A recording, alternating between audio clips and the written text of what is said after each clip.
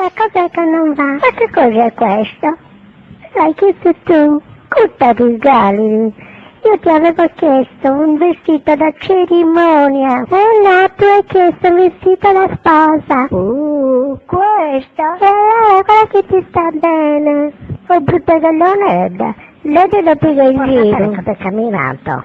Non lo so, dimmelo tu. Ah, ti permetti anche di fare la prepotente. Ma devi stare come conciata. Conciata, appunto. Meglio non dire altro. Invece sei bella. La stai vedendo la mia mano? Cosa c'ha la mano? Olla. Aspetta. Adesso ti spiego tutto quanto, quello che è successo.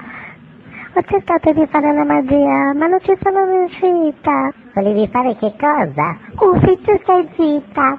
Non sto parlando con te, sto parlando con lei. Falla parlare. Pensavo ti piacesse e quindi ho preso il mio vestito della prima comunione. Il vestito della prima comunione? Sì, e dopo? Ma che cazzo eri? Obesa? Sì. Basta, è tutto ok. Gallona. Ma scusa, a che te l'hai fatta la prima comunione? Non è che sono obesa anch'io? Ragazze. Che ignorante che sei. Avrà avuto 10 anni, no? A che età si fa? Quando fa?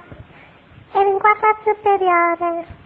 Che cosa? Zitta! Insomma, che problema c'è?